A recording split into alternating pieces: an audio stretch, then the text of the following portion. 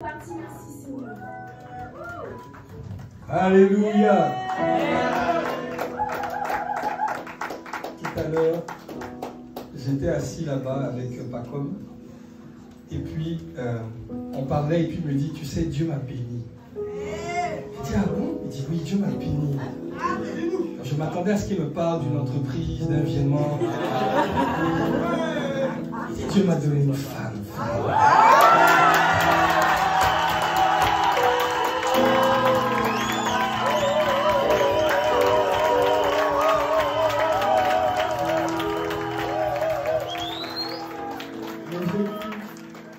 Je bénis Dieu pour elle, c'est ma soeur.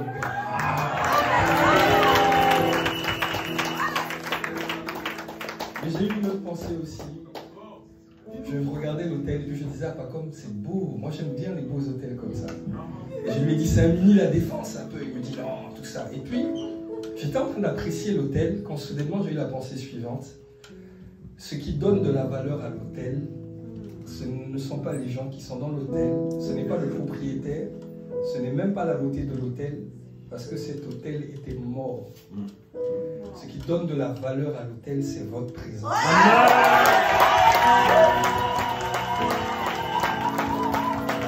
Est-ce que c'est parce que vous êtes meilleur? Non. Est-ce que c'est parce que vous êtes plus digne? Non. C'est juste parce que Dieu, la vie, a décidé d'habiter en vous.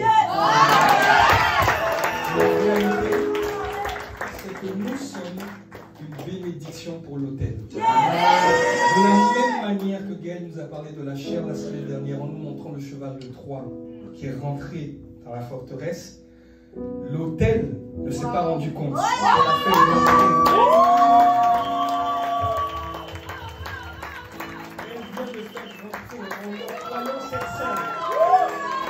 C'est la présence de Dieu qui est remplie. Dès lors, il y a des choses qui ne peuvent plus arriver dans cet hôtel à cause de votre présence. La Bible dit résister au diable et il. Tu as remarqué? La Bible n'a pas dit de combattre. Elle dit de résister et lui il va fuir. La Bible ne dit pas qu'il partira. La Bible dit qu'il va fuir. On fuit devant quelque chose qui est effrayant. Donc, si ta résistance est effrayante, à plus forte raison ton attaque. Et quand tu es présent comme ça dans ce lieu, il y a une résistance qui se crée. Donc nous sommes une plus-value pour l'autel. Je ne dis pas ça pour qu'on s'en orgueillisse, mais pour que tu te rendes compte de qui tu es. Quand tu sors et que tu marches comme ça, tu transportes la vie. C'est l'Esprit de Dieu qui se déplace en toi. Cet hôtel est béni à cause de ta présence. Et ce que je te dis est biblique, et je vais m'arrêter là avant de prier, c'est biblique. Vous savez pourquoi les jugements vont tomber sur la terre, ou du moins pourquoi les jugements de Dieu ne sont pas encore tombés sur la terre? C'est parce que l'Église est là. C'est la raison de l'arche de Noé. Il faut que Noé entre dans l'arche et que la porte soit fermée avant que Dieu juge. Donc quand Dieu regarde la terre, il ne voit pas la terre d'abord, il voit l'Église sur la terre. C'est la raison de l'enlèvement qui arrive bientôt. Dieu nous enlève pour pouvoir faire le nettoyage sur la terre. C'est l'une des raisons. Voilà pourquoi je dis et j'insiste, ta présence ici est une bénédiction. Et chaque fois que tu as payé le prix, ça en le 29 décembre, c'est ça, 29 décembre, tu as payé le prix. Gaël m'expliquait que tout ça, c'est vous qui avez acheté. Vous n'avez pas sollicité l'Église. Vous n'avez pas idée de ce que vous avez fait. Vous ne vous rendez pas compte. Parce que celui qu'on est en train de prier, il a livré sa vie. Il a tout donné. Ce n'est pas la pensée d'aujourd'hui, mais c'est Christ qui est descendu, mais c'est Jésus qui est remonté. Si j'en parle, on va sortir du message. Mais c'est Jésus qui est remonté. C'est Christ qui est descendu, mais c'est Jésus qui est remonté. Ce qu'il était, il a tout donné. Et moi, à sa place, je serais venu avec une Kalachnikov pour voir chacun et vous obliger à vous convertir. Parce que j'ai tout donné. Mais lui, il frappe à la porte. Et il dit celui qui ouvre. Mais toi, tu n'as pas seulement ouvert ton cœur, tu as ouvert aussi ta main. Tu as fait ça, tu as acheté ça, tu as investi pour ça. Et la parole est distillée et des vies sont transformées. Donne-moi le prix d'une vie, ça coûte combien? Il n'y a pas de prix. Mais toi, par ton offrande, par tes dîmes, par ta présence, tu permets à des vies d'être transformées.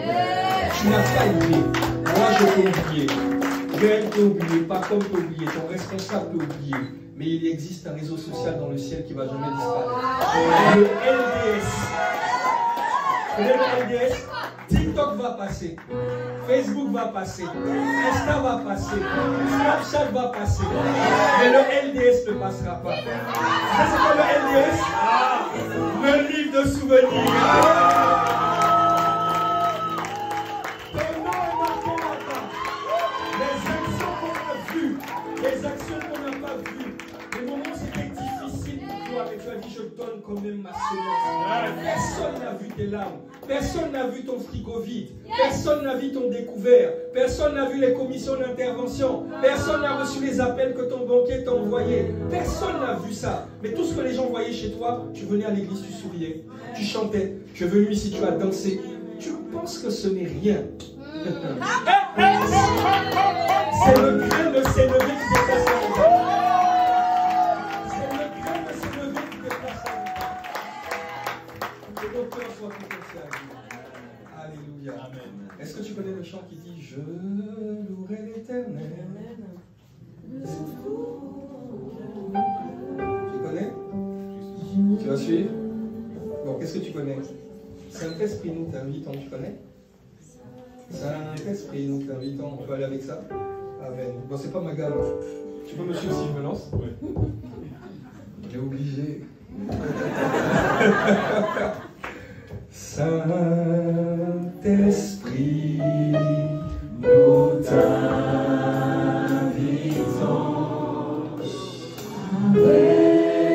C'est pas la bonne gamme. Vas-y, je voudrais la gamme. Vas-y, vas-y. Saint-Esprit, nous t'invitons. Saint-Esprit, Saint-Esprit, ami fidèle, Esprit de grâce, Saint-Esprit, regarde ici à Fontainebleau, il y a un peuple qui t'invite ce matin, Saint-Esprit, nous avons besoin de toi, nous t'invitons, tu es important pour nous, nous ne voulons pas aller sans toi, nous ne voulons pas parler sans toi, nous te désirons, voilà pourquoi nous disons que nous t'invitons, Saint-Esprit, Saint-Esprit, nous t'invitons, Saint-Esprit, Esprit, nous t'invitons, l'Esprit de Dieu.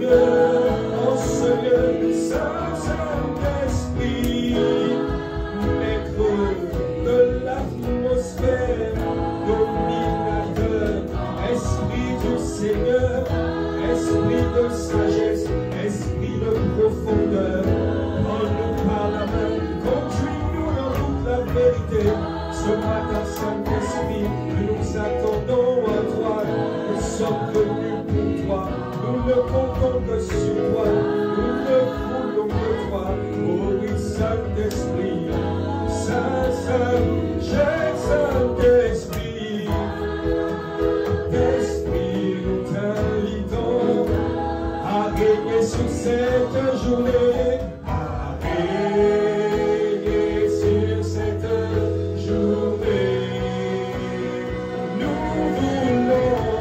voulons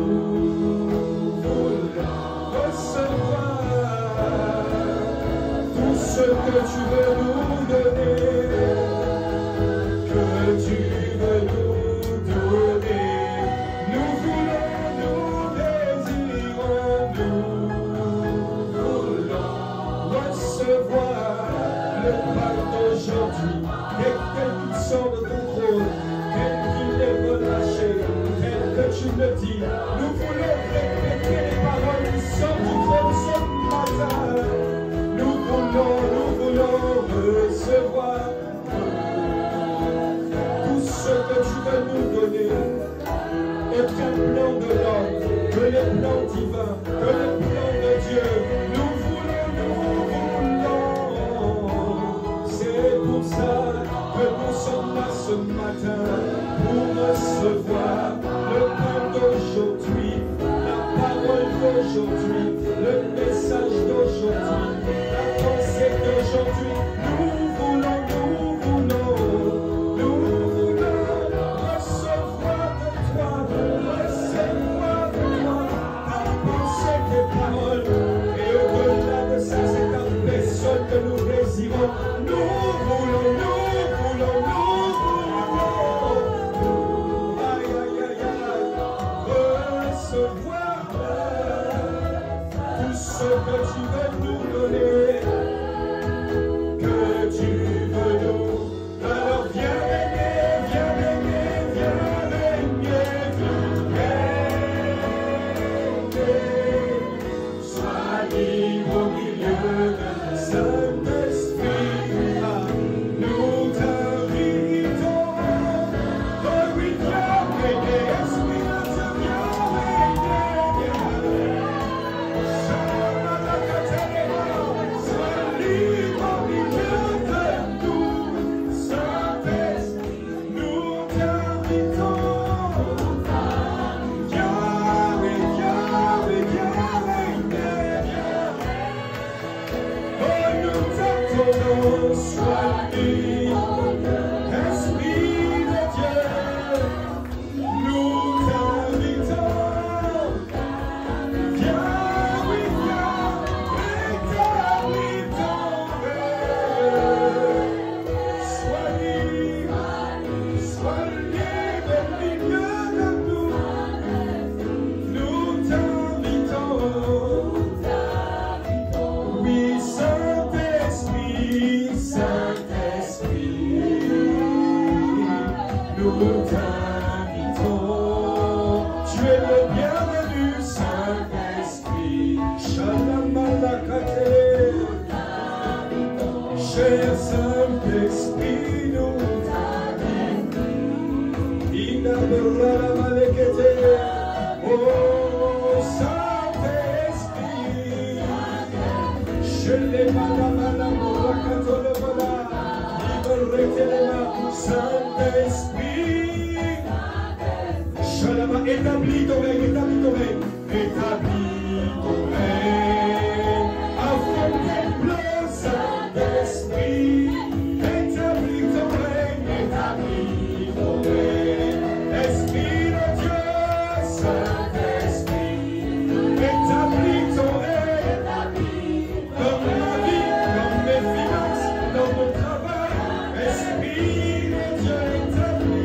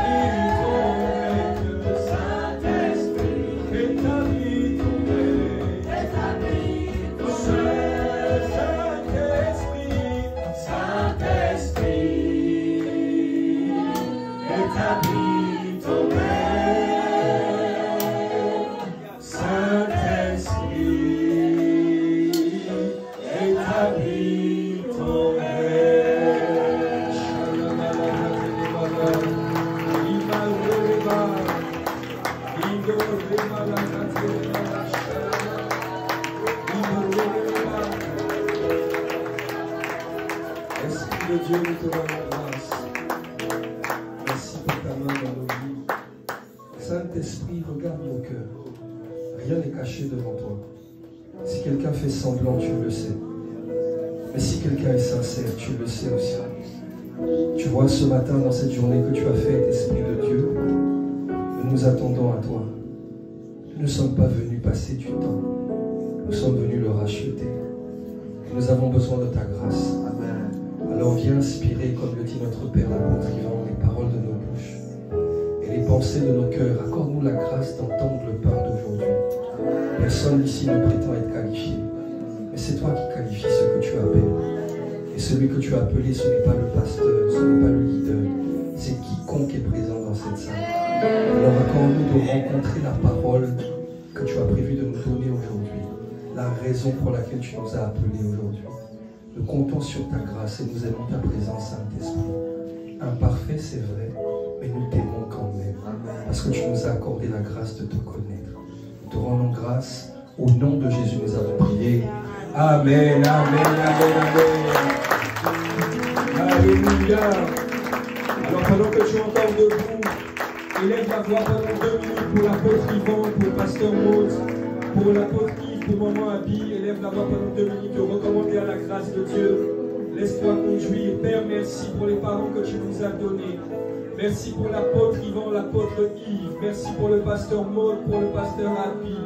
Esprit de Dieu, merci parce que nous avons pour parents des gens qui ne sont pas un don seulement pour la francophonie, mais pour le monde entier. Merci pour les vies transformées, pour les mentalités changées, pour les situations restaurées. Père, étends ta main sur eux, protège-les, qu'ils soient protégés dans leur intégrité physique, que tu sois leur tout forte spirituellement, emmène-les de profondeur en profondeur, éloigne-les des scandales, garde-les des traîtres, garde-les des faux amis, garde-les des scandales, Père de grâce, emmène leur cœur dans une dimension d'amour encore plus profonde pour toi. Esprit de Dieu, répands ta main sur leur famille, qu'aucun incident n'atteigne leurs enfants. Protège-les dans le nom suprême de Jésus, que l'aspersion de ton sang plaît dans leur faveur, au nom de Jésus. Et merci parce que tu leur accordes la grâce d'atteindre le but pour lequel tu les as manifestés sur cette terre. Au nom de Jésus, nous avons prié. Amen, amen, amen. Et avant de t'asseoir, prends juste le temps quand même de célébrer encore 2 personnes. Prends le temps de célébrer Dieu pour les leaders de l'église. Amen. Bénis Dieu pour Gaël. Bénis Dieu pour son debout. Bénis Dieu, bénis Dieu, bénis Dieu pour ma sister. Et puis maintenant, tu vas t'asseoir juste après ça, t'inquiète pas. Viens, t'inquiète, on va s'asseoir après ça. Prenons le temps de célébrer Dieu. On va pas s'asseoir, on est ensemble les gens. Prenez le temps de célébrer Dieu pour toutes les personnes qui rendent possible ce culte, mais qui ne sont pas forcément ici.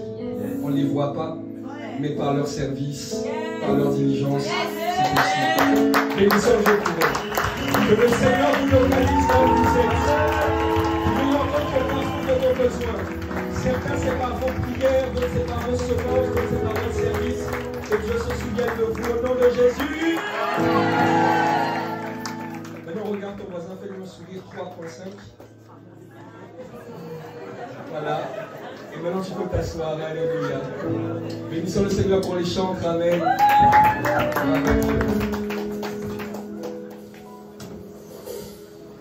Waouh, quel plaisir d'être là, vraiment. Les jeunes sont vraiment debout, hein, ils ne sont pas ici. I love it. Ludo, bienvenue à toi. Merci beaucoup. On est content de te recevoir. Moi aussi.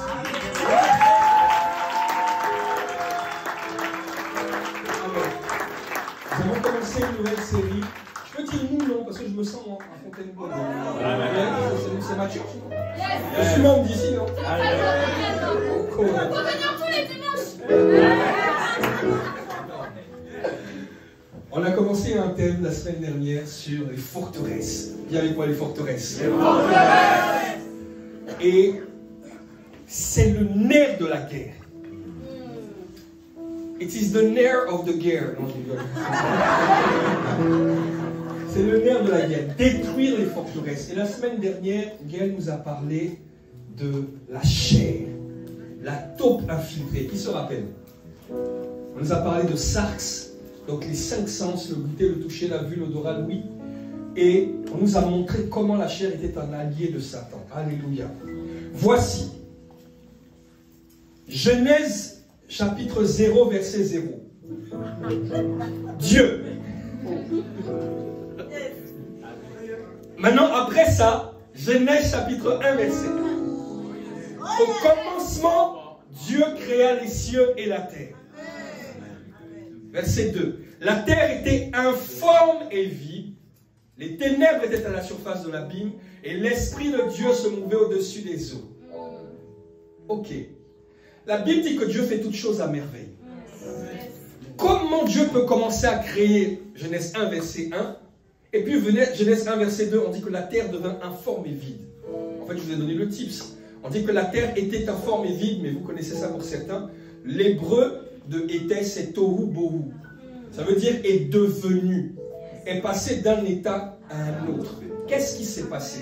En Côte d'Ivoire, on dit qu'est-ce qui n'a pas marché? Puisque Dieu fait toutes choses à merveille. Et là, on te dit que la terre était informe et vide. Dieu crée-t-il des choses informes et vides? Non. Il est Dieu tout-puissant. Alors, qu'est-ce qui s'est passé? Au commencement, Dieu créa les cieux et la terre. C'est déjà un message. Dieu crée d'abord l'invisible avant le visible. Voilà pourquoi Dieu veut d'abord transformer ton intérieur qu'on ne voit pas, afin qu'on voit de l'extérieur par la suite. Donc Dieu commence par créer les cieux et l'invisible. Et dans l'invisible, il crée toutes sortes de créatures formidables et merveilleuses, magnifiques, géniales, moi.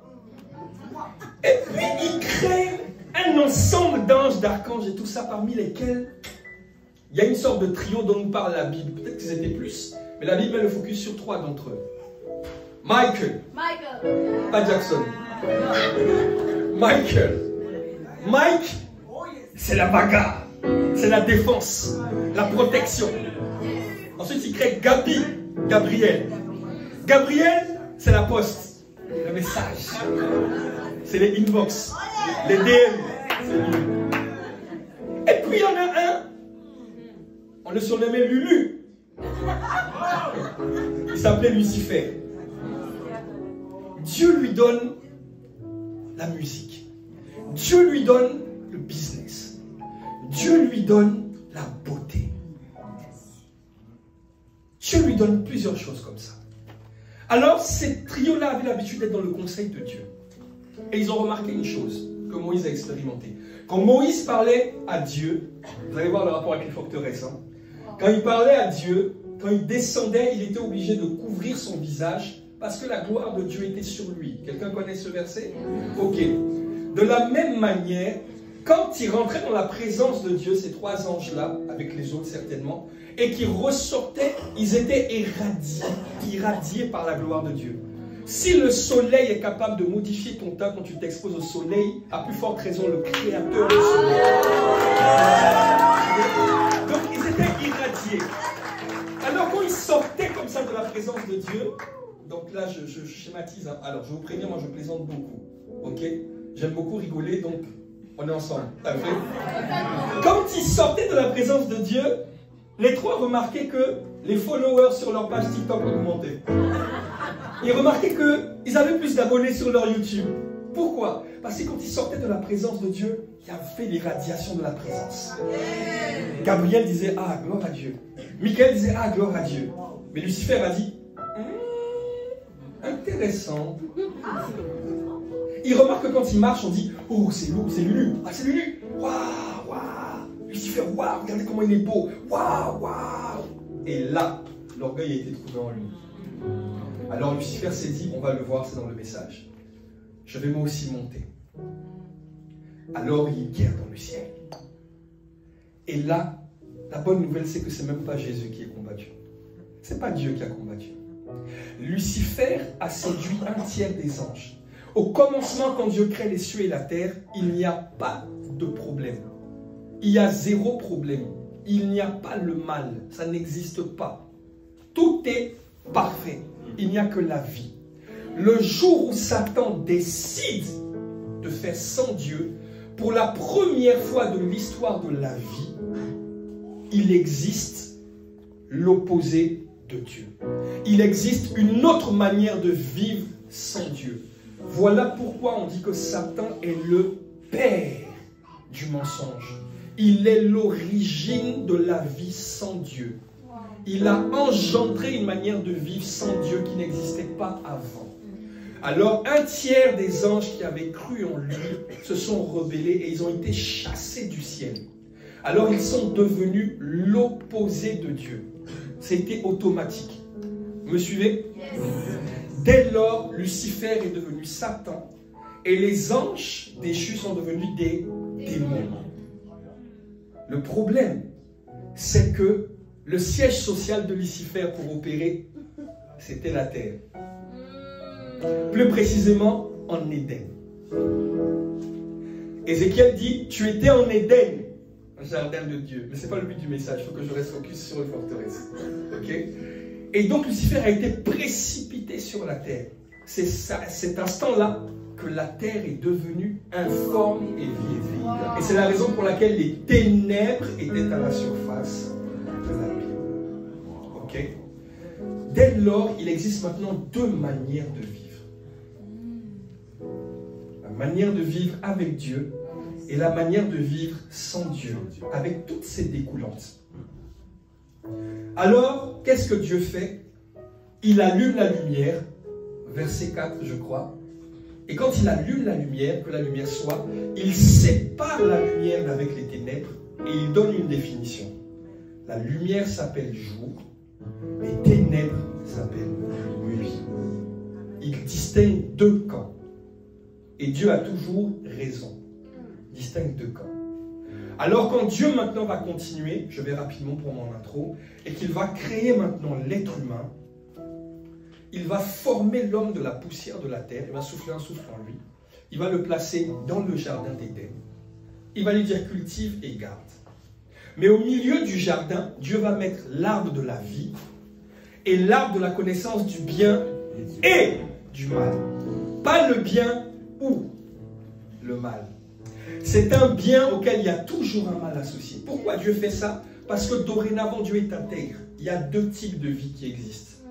Il y a la vie de Dieu et il y a la vie sans Dieu.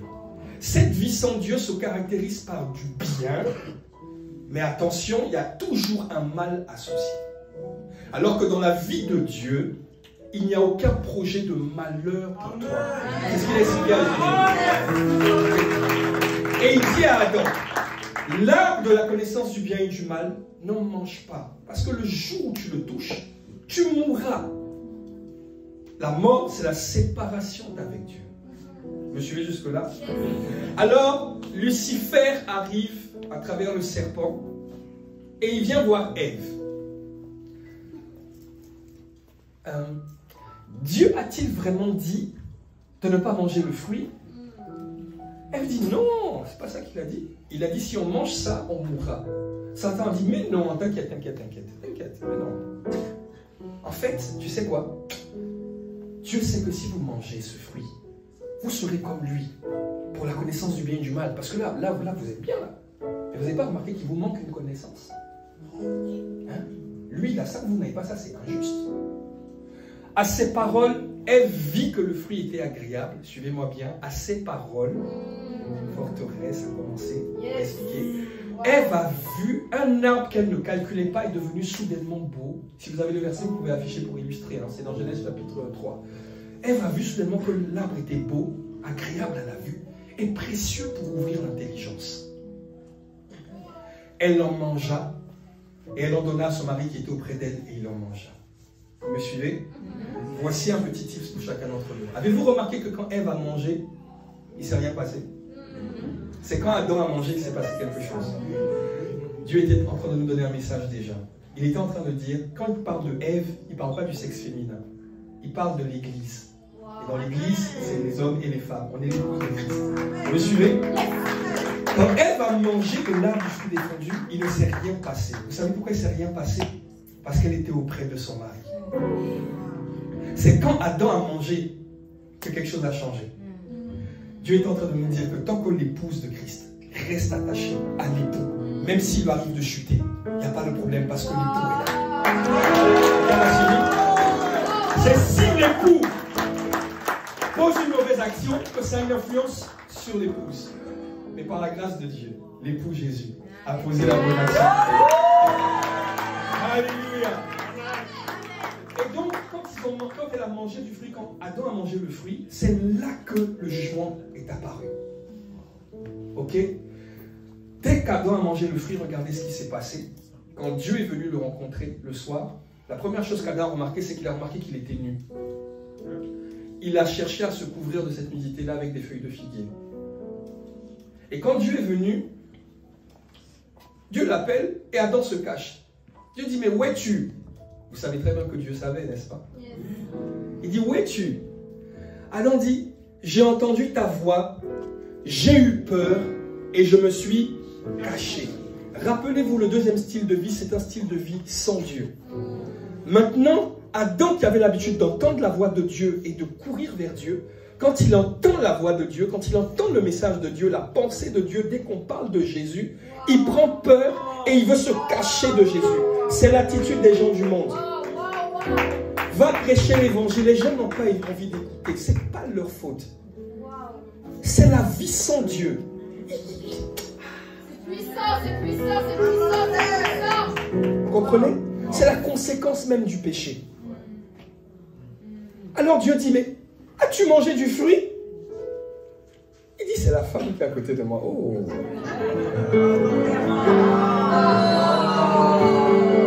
Ève, as-tu mangé du fruit? Ève dit, c'est le serpent. Maintenant, quand Dieu parle au serpent, est-ce qu'il pose des questions? Il juge directement. Parce qu'aux yeux de Dieu, le coupable, c'est Satan. Par contre, comme disait Gaël la semaine dernière, le responsable de ton cœur, c'est toi. Tu es responsable de ton cœur. Voici le point pour mon introduction. Premier point. La chute d'Adam et de Ève n'a pas commencé quand ils ont mangé le fruit. La chute d'Adam et Ève ont commencé quand ils ont cru ce que Satan leur a dit au sujet de l'arbre. Et la foi en ce que Satan a dit les a poussés à poser une action qui les a condamnés. Quelqu'un me suit? C'est la raison pour laquelle on n'est pas sauvé par les œuvres, mais par la foi. Parce que la chute a commencé par la foi. Dès lors que tu crois en Jésus, tu reçois le Saint-Esprit qui va te rendre capable de poser ses actions à lui, qui ne vont pas te condamner, mais te sauver. Alléluia. Voilà pourquoi on est sauvé par la foi. Être sauvé par la foi, ce n'est pas illogique. C'est parce que la chute a commencé par la foi, donc on est sauvé par la foi. Alléluia. Mais voici maintenant le deuxième point. Le deuxième point, c'est que dorénavant, il y a deux manières de vivre. Il y a un système de pensée, une manière de penser qui est de Dieu et une manière de penser sans Dieu. Lorsque Adam a péché, c'est nous tous qui avons péché parce qu'on était tous en lui. Le salaire du péché, c'est la mort. Très bien. As-tu remarqué que peu importe ta race, ta face, ta grâce, ta couleur de peau, ta taille, ton poids, si tu aimes la loco ou les burgers, peu importe, tu as remarqué qu'un jour ou l'autre, on meurt. C'est le signe qu'on sort tous d'Adam. L'homme n'était pas censé mourir. Donc quand Adam a péché, nous tous on a péché. Mon vieil homme est de la Côte d'Ivoire. Je suis venu en France en 2001 pour faire du basket. Tu as remarqué que ça n'a pas marché. Et c'est en France que j'ai rencontré mon épouse et mes enfants.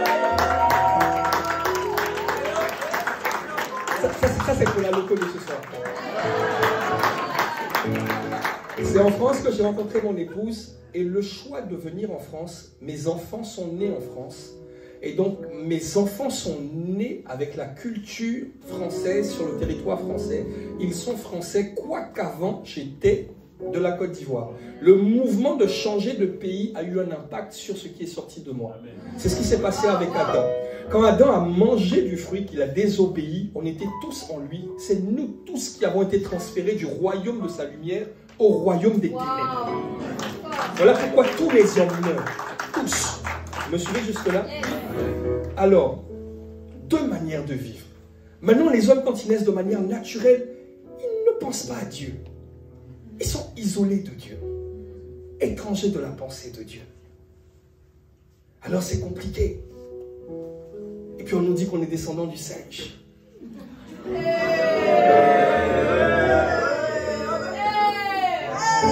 C'est la raison pour laquelle beaucoup fument.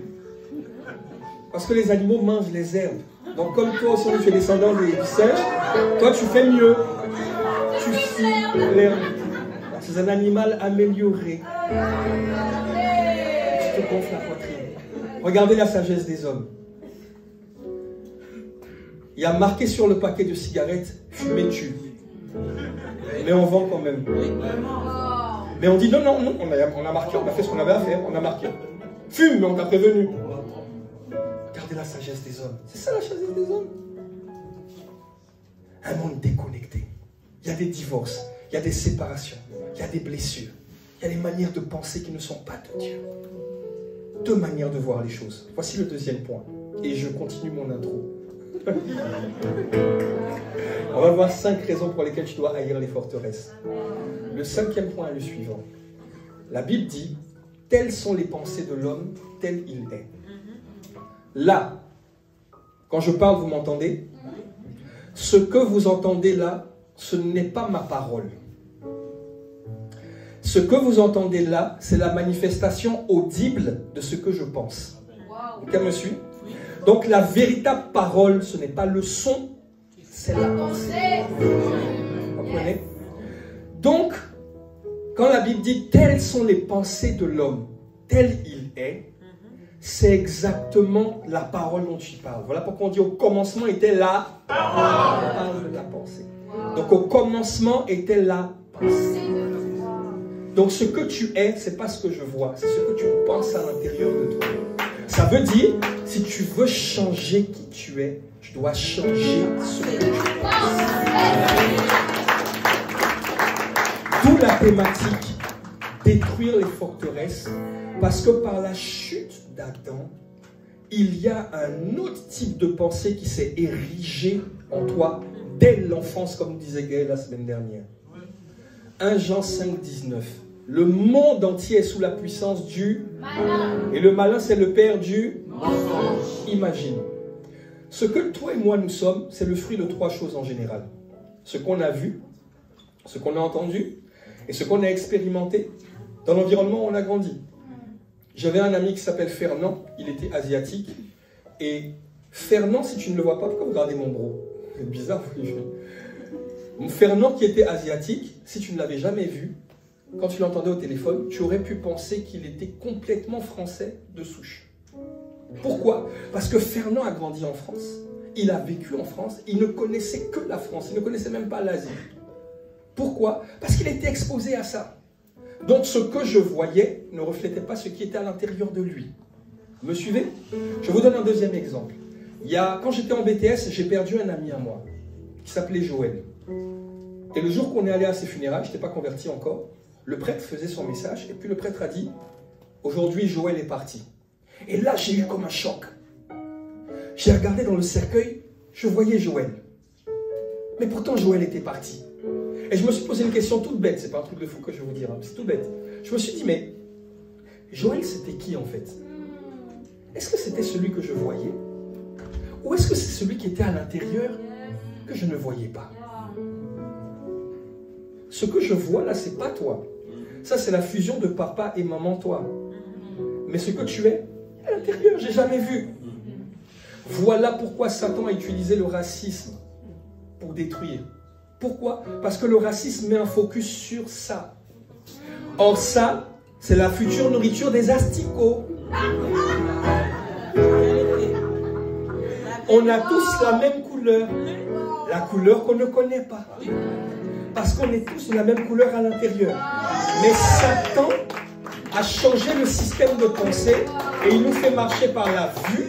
Et maintenant, on s'entre-jugeait sur la base de la couleur de peau. Jusqu'à se faire même la guerre pour quelque chose qui allait aller pourrir dans le cercueil. Mais Satan avait tout gagné. Voilà pourquoi je bénis Dieu pour la multiculturalité de l'Église. Je bénis Dieu. Je bénis Dieu. Alors vous voyez, tout un tas de systèmes de pensée. Et donc, le monde entier est sous la puissance du malin qui est le père du mensonge. Ça veut dire que, donc comme je disais, ce que tu es, c'est le fruit des 3 choses que tu as expérimentées. Monsieur jusque-là? Oui, oui.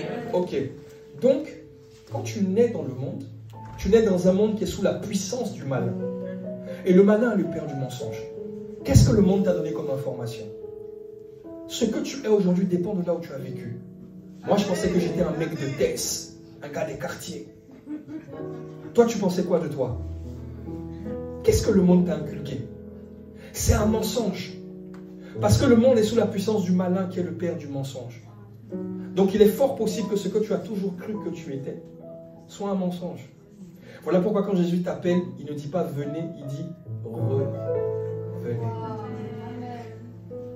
Comme si il essaie de te dire en fait, à la base, tu n'es pas comme ça. Tu es né dans un monde qui t'a formaté. Et it's not you. Tu es formaté. Tu es né dans un monde où il y a le péché. Papa n'aime pas maman. Ou papa trompe maman. Et toi, tu es né au milieu de ça et tu vois des disputes. Et c'est toi qui subis. Papa était pas un père, mais un géniteur, un coureur de jupons. Il a engrossé maman, il a fui. Maintenant, toi, tu nais, il n'y a que maman qui est là. Or, maman a le cœur amer. Elle n'a rien demandé, mais elle a le cœur amer parce qu'elle a souffert. Alors, cette amertume, elle déverse ça sur toi en te disant des paroles négatives. Tu grandis avec ça, ça te formate. C'est le business de Satan. Pourquoi? Parce qu'il a gangréné les familles, gangréné les vies. Il y en a parmi vous, on vous a dit, vous êtes nuls. Vous n'allez jamais y arriver. Vous êtes... En tout cas, voilà. Vous n'allez pas aller loin. Vous allez échouer. Vous êtes trop bêtes. Ceux qui étaient censés vous arroser avec de l'eau de la vie vous ont arrosé avec l'acide de la vie. Et du coup, vous avez grandi en colère, grandi avec de l'amertume. Et vous répétez le même schéma. C'était mon histoire. Quand mon père est décédé il y a quelques années, que je suis allé en Côte d'Ivoire l'enterrer, j'ai vécu avec lui. J'ai vu le mal qu'il avait fait à ma maman. J'avais eu le meilleur papa du monde. Mais il n'était pas très bien avec ma mère. Et puis quand je suis allé à son décès, j'ai appris son histoire. J'ai découvert l'histoire de mon père. Et j'ai dit, mais c'est normal. Il n'a fait que rendre ce que la vie lui a donné. En fait, il faisait de son mieux, mais c'était un homme qui était en train de se débattre avec la vie. Et j'ai vu le business de Satan. Et j'ai dit, ça va s'arrêter avec moi. Amen. Mes enfants ne vivront pas ce que j'ai vécu. Amen. Et je vais les arroser. Alors j'appelle mon fils mon champion, le meilleur, le boss. Quand ma fille dit un mensonge, je ne lui dis pas t'es une menteuse. Je lui dis pourquoi tu fais des choses qui ne te ressemblent pas. Tu es une princesse. Une princesse ne ment pas. Arrête de faire comme les autres. C'est-à-dire qu'elle-même, quand elle sent l'envie dans son cœur de mentir, elle a l'impression que c'est elle. Son père, qui est son repère, lui dit, ce n'est pas toi. Non, tu n'es pas comme ça. Ne fais pas comme ça. Elle ne veut pas. Tu arroses. Pourquoi? Pour casser ses forteresses. Alors, étant donné que le monde entier est sous la puissance du malin, il a érigé en nous des forteresses en fonction de ce qu'on a vécu quand on était enfant. Des fois, on ne s'en rend pas compte. Des fois, c'est subtil.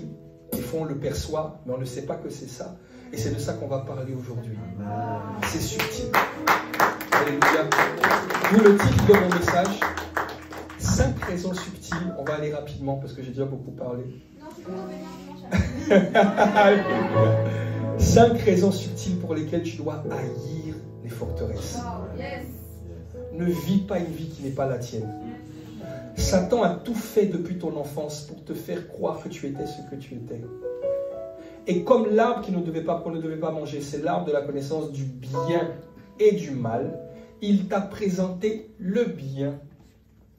Et quand tu regardes ce que tu es, tu te dis, mais je suis pas mal. J'ai peut-être pas Christ dans ma vie. Ok, je couche un peu, mais au fond, je suis quelqu'un de bien.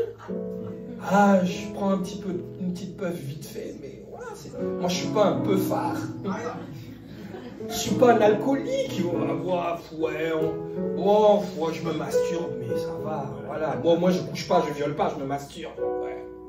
C'est bien, mais il y a toujours un mal associé. Et donc il présente toujours le bien. Et donc tu te dis, mais je n'ai pas besoin de Dieu. Le but de Satan, c'est de te séparer de Dieu. Gaël, ça n'arrête pas de venir là. Qu'est-ce que je vais faire mon message? Non, il faut que je me concentre sur le message. Le but de Satan, c'est de te séparer de Dieu. Jean 10, 10. dévoreur ne vient que pour dérober, égorger et détruire. Vous me suivez? Dérober, égorger et détruire. Comment il dérobe? Par ce que je viens de dire.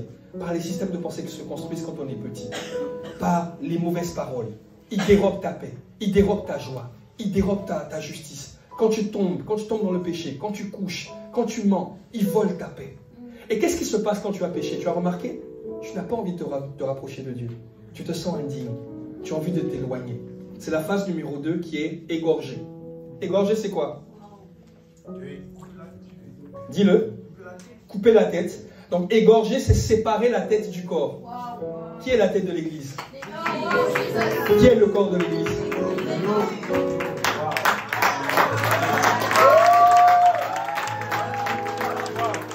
Ce n'est qu'après cette étape-là qui peut détruire.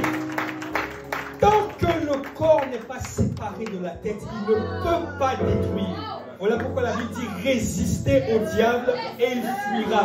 Voilà pourquoi la Bible dit 7 fois le juste tombe, mais Dieu le relève toujours. Pourquoi? Parce que la chute n'est pas la fin. La chute n'est rien d'autre qu'une occasion de se relever. Mais si tu restes à terre, c'est là qui te détruit. Voilà pourquoi la femme surprise en flagrant délit d'adultère a été pardonnée. Pourquoi? Parce qu'elle est restée au pied de Jésus, du début à la fin. À tel point que la Bible dit au verset 9, je crois, ou 10, de Jean chapitre 8, il dit que ceux qui l'accusaient s'en allèrent jusqu'à ce qu'il ne restât plus que la femme et Jésus. C'est-à-dire que ce qui a sauvé la femme, c'était le fait qu'elle est restée au pied de Jésus. Donc peu importe ce que tu traverses, peu importe tes difficultés, reste au pied de Jésus. Il est le seul qui a écrasé la tête de Satan. Voilà pourquoi Satan veut te séparer de lui. Tes péchés, tes luttes, les masturbations, les mensonges, l'impudicité, tout ça, c'est pas le but de Satan. Ça, c'est le moyen d'atteindre son but. Son but, c'est que tu laisses tomber Jésus. Parce que tant que tu ne le laisses pas tomber, il sait que Dieu ne te laissera pas tomber. Il a dit que Dieu dit, Jésus a dit, il ne brise pas le roseau cassé. Il n'éteint pas le luminant qui fume. Paul a dit, Romains 5, verset 8, Dieu prouve son amour en ce que lorsqu'on était pécheur, ça c'est dans ma version, il a donné le meilleur. À plus forte raison maintenant que nous sommes ses enfants. Il va nous rejeter? Non. Regardez une chose. Eh Seigneur, mon message. Aïe, aïe, aïe, aïe, aïe.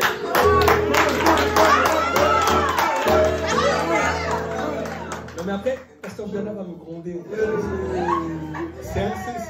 Oh Seigneur. On est bien. Mommy, pardon. Mommy, pardon. Regardez les amis. On est bien. Il veut te séparer de Jésus. C'est son seul but. Le seul but de Satan, c'est ça. Tant que tu n'es pas séparé de Christ, il ne peut pas détruire. Quand tu étais pécheur, il a donné le meilleur pour toi, Jésus le Christ. Regardez. Dieu nous a créés à son image et à sa ressemblance, n'est-ce pas? Donc, la plupart des grands mystères de Dieu, tu peux les comprendre en t'observant. Regardez ma main. Elle est... Vous voyez, 10 ans de mariage. Alors regardez. C'est stylé, non? Regardez quand je prêche. La Bible dit que dans la vie, il faut recevoir. C'est beau, hein? Maintenant, regardez ceci. Mon doigt, là, quand on le voit, on trouve beau. Mais mon doigt, celui-ci, il est mis à l'honneur pour une bague que mon doigt ne pourra jamais voir. Parce que mon doigt n'a pas d'œil. Okay? Maintenant, mes yeux voient la bague. Et mes yeux prennent plaisir à voir la bague. Mais mes yeux prennent plaisir à voir une bague que mes yeux ne pourront jamais porter. De la même manière, réjouissez-vous avec ceux qui se réjouissent. Pleurez avec ceux qui pleurent. Tu vois, ça t'enseigne la vie. Mon doigt ne peut pas être heureux sans mon œil. Mon œil participe à la joie de mon doigt, pourtant mon œil ne porte pas la bague. Et mon doigt là participe à la joie de mon œil, pourtant mon doigt ne peut pas voir la bague. Et vice versa. Donc la plupart des mystères de Dieu, tu peux les comprendre en t'observant. Lorsqu'on était pécheurs, Dieu a donné Jésus le Christ pour nous. c'est pas maintenant que nous sommes ses enfants qu'il va nous rejeter. Parmi vous, il y en a qui ont des enfants ou des petits frères. Quand tu tombes dans le péché et que tu es désolé, tu es exactement comme un enfant qui a 4 pattes et qui essaie de se lever et qui marche et qui retombe. C'est comme ça que Dieu te voit. Voilà pourquoi il dit Galates 4.1. Aussi longtemps que l'héritier est un enfant, il ne diffère en rien de l'esclave, quoi qu'il soit le maître de tout. Quand tu tombes, c'est comme ça que Dieu te voit. As-tu remarqué que quand ton enfant se met à marcher, il marche comme ça? T'as remarqué? Qu'est-ce que tu dis quand tu le vois faire ça? Oh, c'est mignon! Oh, oh, regarde, il marche! Oh! As-tu remarqué que tu as trouvé mignon une démarche qui n'avait aucun style? Pourquoi? Parce que c'est un enfant qui essayait de marcher. Si mauvais comme nous sommes, nous trouvons mignon un bébé qui est en train d'essayer de marcher. Vous pensez que quand Dieu te voit en train d'essayer de te lever du péché, il te dit pécheur, méchant? Non! Moi, je ne suis pas le vrai père. Je suis la photocopie imparfaite du véritable père. Moi, j'ai l'amour pour mes enfants. Lui, il est l'amour. Donc, quand tu te bats contre le péché et que tu te relèves, Dieu n'est pas en mode critique. Dieu ne dit pas, oh, tu me fatigues. Non! Dieu dit, vas-y, mon fils, tu vas y arriver. Vas-y! Mais cette perspective-là, Satan ne veut pas que tu l'aies.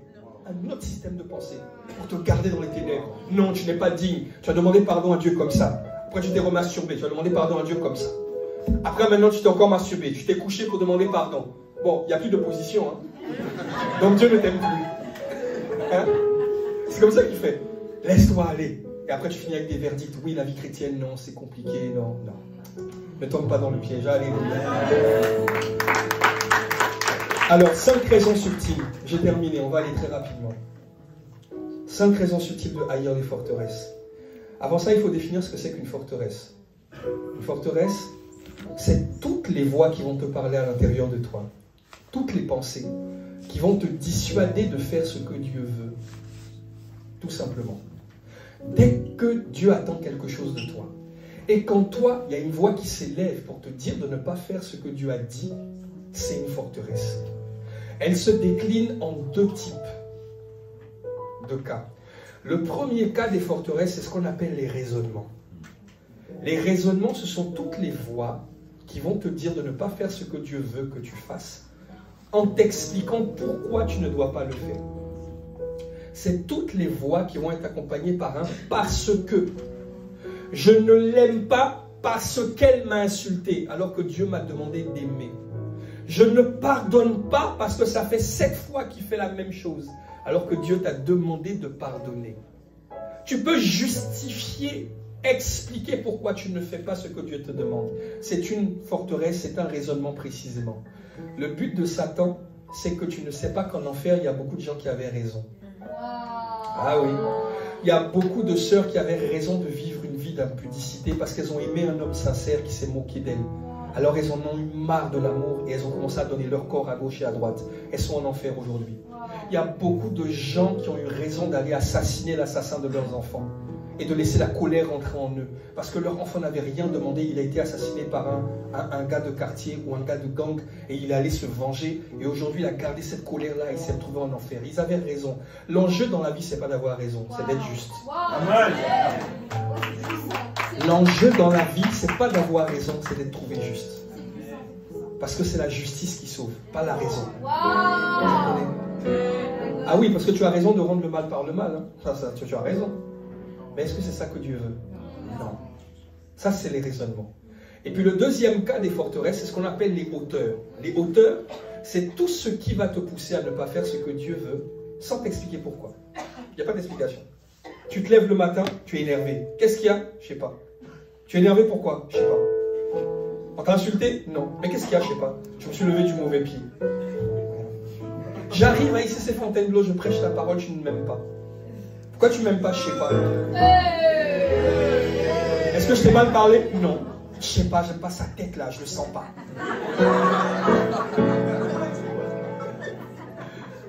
Tu vois? C'est les hauteurs.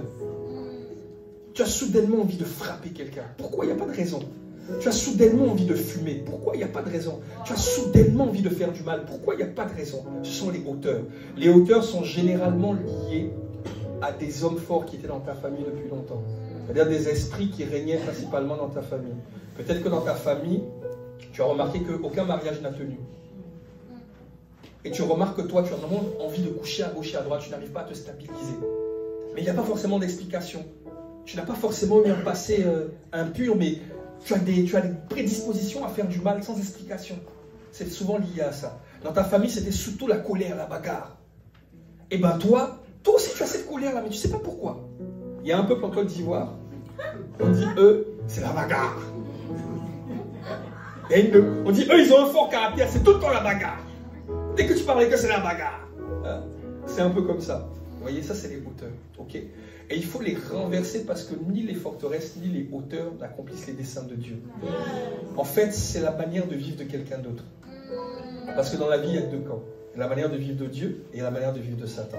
Alors la première raison pour laquelle je dois haïr les forteresses, je vais rapidement, c'est à 11h. Combien je dois m'arrêter? Maintenant? Ok. Donc on a fini? Non, on n'aura pas le temps de l'aborder, il faut respecter le temps, c'est important. C'est important.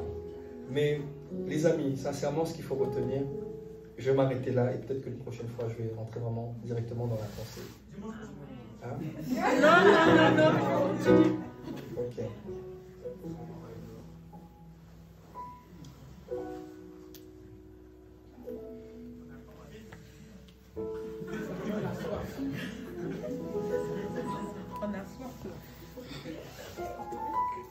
Oh Seigneur, c'est très embarrassant. Il ne faut pas que ça vienne à voir cette vidéo.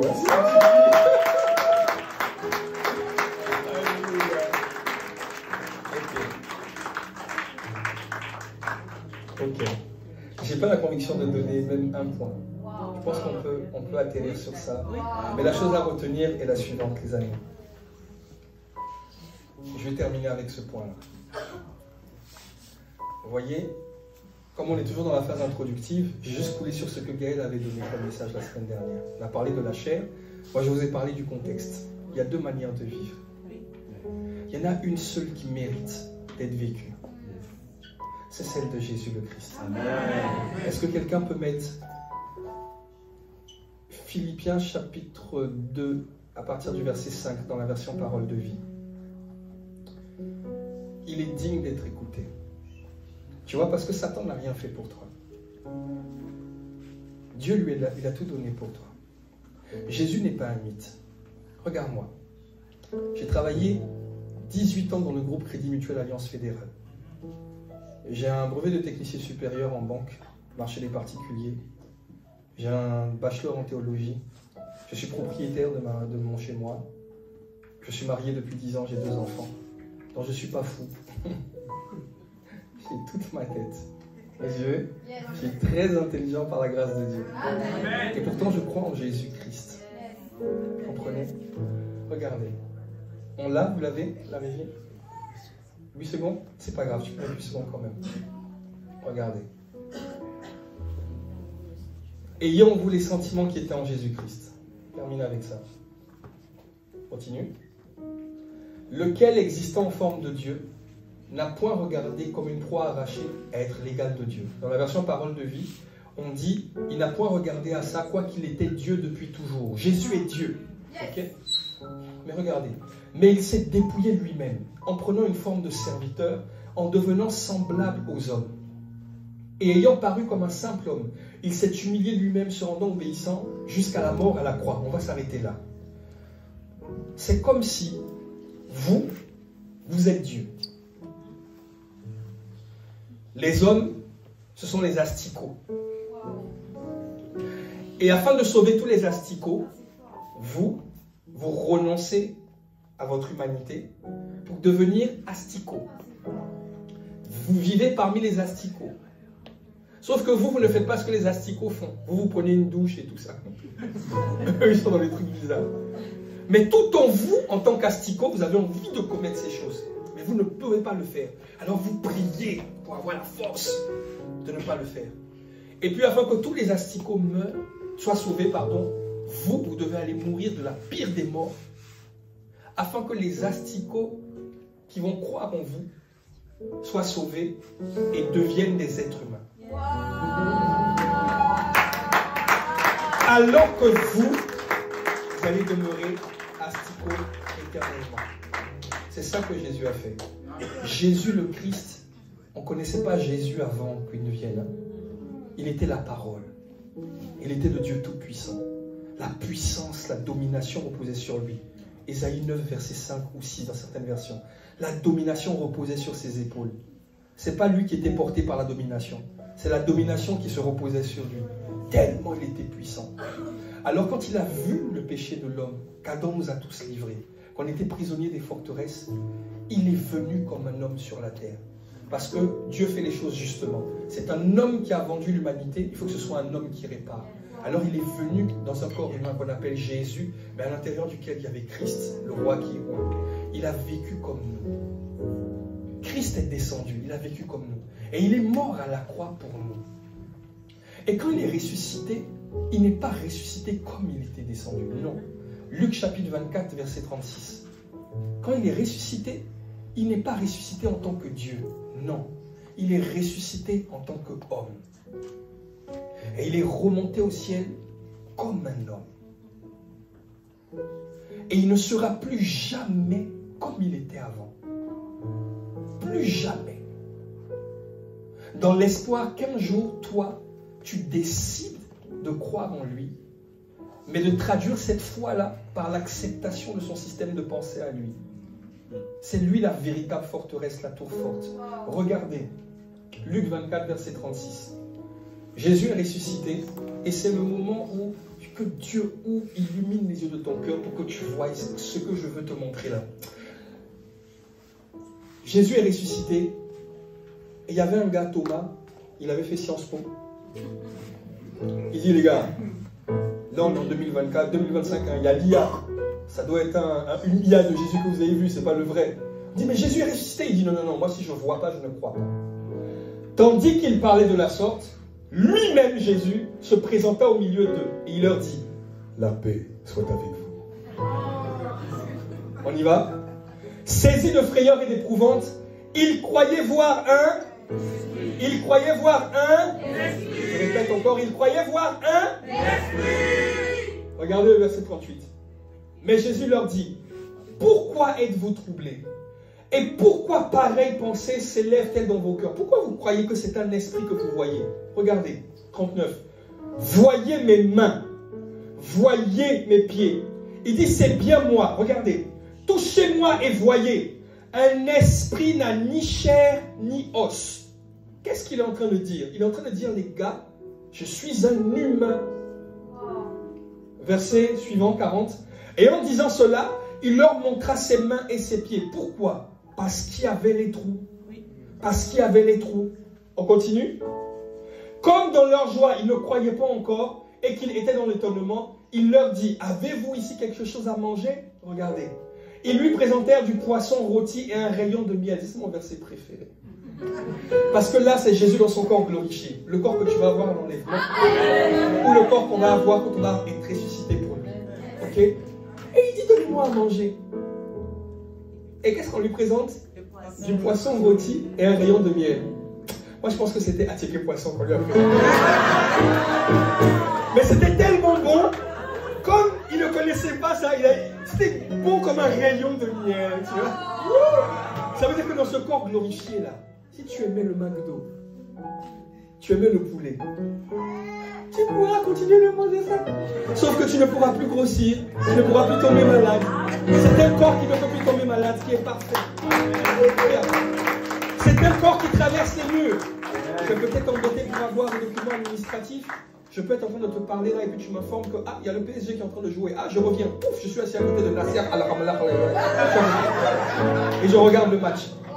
Il y a les Lakers qui jouent. Ah, pouf, je suis aux États-Unis. Un corps glorifié, formidable. Faites-moi confiance, je ne suis pas Toto. Hein. Je vais vous expliquer mon CV. Je ne suis pas fou. Mais regardez le point. Jésus est remonté comme un être humain. Et vous allez comprendre un verset que vous connaissez, mais souvent qu'on ne perçoit pas. Regardez. Quand Jésus ressuscite, il a les trous. Toi et moi, quand on va être dans le corps glorifié, on n'aura aucun défaut. Jésus lui aura gardé les défauts.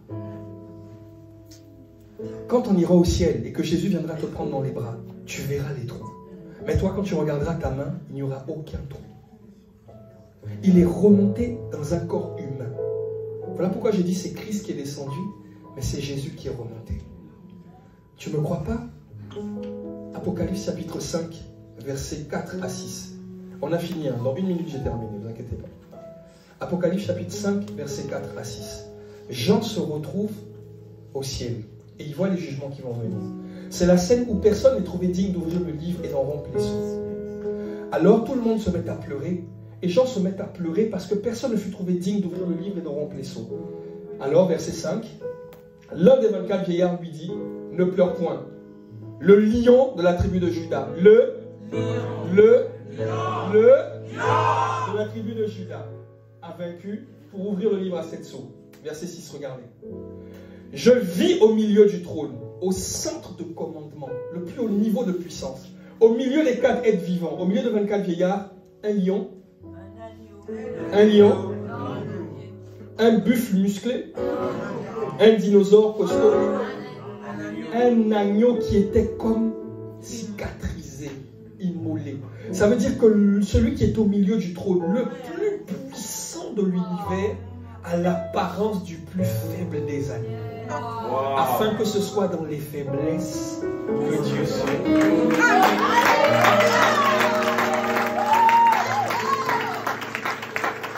Alors tu vois, voilà le Jésus tout-puissant. Il a l'apparence la plus faible. Vous connaissez ce verset qui dit, tu l'as fait de peu inférieur à Dieu. Psaume 8, verset 5, je crois. Qui est l'homme pour que tu te souviennes de lui? Ou le fils de l'homme pour que tu prennes garde à lui? Tu l'as fait de peu inférieur à Dieu. Tu sais de qui il parle? Il parle de ce Jésus-là. Parce que quand Jésus est remonté, Dieu le Père retrouve le Christ dans un corps humain. Imparfait. Dieu retrouve, rappelez-vous de ce que je disais au début, son Fils informe et vide. Percé. Alors c'est Jésus qui remonte. Vous me suivez? Et quand il remonte, Dieu dit non. Tu dois retrouver le niveau que tu avais avant. Mais afin que tous les êtres humains soient sauvés, je dois rester un homme. Donc, je vais faire une chose que je n'ai jamais faite. Philippiens, chapitre 2, verset 8 maintenant. Il dit, je vais faire quelque chose que je n'ai jamais fait. Dorénavant, je vais donner à ce nom Jésus le nom au-dessus de tout. C'est pourquoi Dieu l'a souverainement élevé et lui a donné le nom au-dessus de tout nom, on continue, afin qu'au nom de tout genou fléchisse dans les cieux, sur la terre et sous la terre, et toute langue confesse que Jésus-Christ est Seigneur à la gloire du Père. Pourquoi? Parce que c'est Christ qui est descendu, mais c'est Jésus qui est remonté. Il ne sera plus jamais comme il était avant. Tout ça pourquoi? Pour que toi et moi, on accepte son système de pensée. Si j'étais à sa place, je vous aurais forcé tous à avoir la foi. Yes. Mais lui, il dit, je frappe à la porte. Wow. C'est celui qui m'ouvre. Yes. Alors quand je te disais tout à l'heure, tu as semé pour ça. Tu as semé pour ça. Tu as semé de ta vie, de ton temps dans le service. Tu viens ici. Tu sers à l'église, tu ne te rends pas compte du sacrifice que tu es en train d'honorer. Tu es en train d'honorer un grand prix qui a été payé. Voilà pourquoi le jugement de Dieu s'appelle la colère de Dieu. Dieu n'est pas en colère à cause du péché, c'est fini. Parce que là où le péché abonde, la grâce. Mais Dieu est en colère à cause du fait qu'on a méprisé le sacrifice de Jésus. Avec un tel sacrifice, comment tu peux comparer Jésus à un prophète? Tu veux comparer Jésus à une religion. Mais on s'en fout de la religion, ça n'a rien à voir. C'est le don que tu as donné pour qu'on soit sauvé. Alors la semaine prochaine, certainement, Gaël va continuer sur la suite. Mais c'est la raison pour laquelle ce matin, je voulais te challenger ta pensée, pour te dire que tu es au bon endroit. Mais Ce que Dieu te demande de faire en échange n'est pas comparable à ce qu'il a fait. Tout ce qu'il te demande, c'est de croire et d'accepter ses paroles autour de toi. Et de pratiquer sa parole. C'est tout ce qu'il te demande. Et je crois que cette grâce-là repose sur nous ici à Fontainebleau. Mais inclinons la tête et prions. Esprit de Dieu, merci pour ta grâce.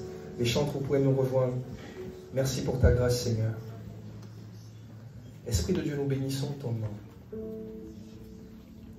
Jésus le Christ, tu es honoré. Seigneur, regarde, nous ne sommes pas parfaits, mais nous avons un cœur pour toi. Et si nous avons un cœur pour toi, c'est parce que toi-même, tu es l'auteur et le consommateur de notre foi. Tu es le point de départ de notre foi. Alors, Père, ce que nous te demandons, c'est de répandre en nous ton cœur, afin que nous soyons prompts à courir avec les paroles que tu vas nous donner la semaine prochaine. Afin que nous soyons prompts à haïr les forteresses. Afin que nous soyons prompts à renoncer au système de pensée de Satan. Ne nous laisse pas croire que nous sommes trop arrivés. Jésus le Christ, nous comptons sur toi. Je sais que tu es plus réel que la chaise sur laquelle on est assis. Tu es plus réel que les vêtements que nous portons. Vois aujourd'hui dans le ciel du 77, ici à Fontainebleau, une église qui te désire toi. Seigneur, nous n'avons peut-être pas de sensation, mais nous savons que tu n'es pas insensible à ce que nous avons dit aujourd'hui et à la disposition de nos cœurs aujourd'hui. Voilà pourquoi je veux te remercier, parce que cet instant est noté dans le livre de souvenirs. Et au temps convenable, nous moissonnerons sur cette terre et aussi dans le ciel le fruit de cette œuvre, de ce travail. Nous reconnaissons ta main ici sur Fontainebleau, Esprit de Dieu. Nous avons vu comment tu as travaillé, comment tu as opéré. Et ce qui est merveilleux, c'est que c'est tellement peu par rapport à ce que tu peux faire. Car tu fais infiniment au-delà de ce qu'on pense ou on imagine. Maintenant, Esprit de Dieu, s'il y a une chose devant laquelle tu n'as pas voulu être Dieu, c'est le cœur de l'homme. C'est à nous de le garder, c'est à nous de te le donner. Ce matin, nous voulons te donner notre cœur. Nous voulons le donner tout entier. Il n'est pas parfait. Il y a encore des défauts. Il y a encore des challenges. Mais n'es-tu pas celui qui m'a appelé? À qui irions-nous? C'est toi qui as les paroles de la vie. Alors ce matin, nous venons à toi tel que nous sommes, sans artifice. Il n'y a pas de cri, il n'y a pas beaucoup de bruit, mais il y a un cœur qui est disposé pour te recevoir pleinement. Et nous voulons te l'offrir, ce cœur. Nous comptons sur ta grâce pour nous porter. Et nous te remercions pour le culte et le message d'aujourd'hui. Merci pour la façon dont tu as conduit. Je n'avais pas prévu de faire les choses ainsi, mais nous avons voulu couler à l'image de notre Père, l'apôtre Yvan, Père. Et nous te rendons grâce de ce que nous avons été édifiés et bénis. Maintenant, Seigneur, ne laisse pas ces paroles-là tomber le long du chemin. Ne laisse pas ces paroles-là ne pas avoir assez de profondeur en nous. Ne laisse pas ces paroles être étouffées par les soucis de la vie et les plaisirs de ce monde. Mais accorde-nous la grâce de porter du fruit par 30, par 60, par 100 à la suite de ces paroles. Je refuse que la vie de mes parents soit la vie de mes enfants, ni la mienne. Je vais être le point final des œuvres des hommes forts dans la vie de ma famille. Tu seras le point final des œuvres des hommes forts dans la vie de ta famille. À partir de toi, ça va s'arrêter au nom de Jésus. La masturbation s'arrête à partir de toi. L'impureté s'arrête à partir de toi. L'impudicité s'arrête à partir de toi. Le vol s'arrête à partir de toi. Le fait de déserter les foyers s'arrête à partir de toi. Tu seras l'image et la ressemblance de Dieu. Tu vas manifester Dieu à ta famille, à ton entourage. Tes enfants trouveront en toi un refuge comme toi-même tu as trouvé un refuge en Dieu le Père. Seigneur, merci d'étendre ta main et de briser maintenant tous les liens impurs, tous les liens familiaux, les liens qui poussaient quelqu'un à avoir les pulsions démoniaques. Au nom de Jésus, étends ta main, Père de grâce, Esprit de Jésus, Malako Paradosh Katalama, et établis ton règne au milieu de nous. Nous te rendons grâce, Esprit de Dieu, et nous te bénissons au nom suprême de Jésus. Et alors que nous avons les têtes inclinées et les yeux fermés, je voudrais proposer à quelqu'un qui peut-être est là ce matin, mais n'a jamais reçu Jésus ou avait connu Jésus et s'était éloigné. Tu souhaites revenir à Dieu, tu souhaites donner ta vie à Dieu. Si c'est ton cas, là où tu es, lève juste une main, mais lève-la bien en l'air afin que je puisse identifier. Si tu veux revenir à Jésus, lève bien la main en l'air, tu lèves bien une main que je puisse identifier. Si c'est ton cas, sinon on va poursuivre le culte. Voilà, tu es dans la salle, tu veux venir à Dieu, tu veux donner ta vie à Jésus, ou tu veux revenir à lui. Lève une main.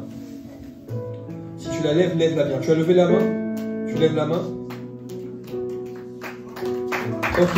Non, il n'y a pas de main levée. Là, il n'avait pas compris. Ok. Amen. Nous rendons grâce à Dieu. Rendons grâce pour la fin de ce culte. Père, merci. Merci pour ta grâce. Merci pour ta parole. Nous t'honorons, nous te bénissons, nous te rendons grâce. Au nom de Jésus le Christ. Amen, amen, amen. Est-ce qu'on peut acclamer le Seigneur?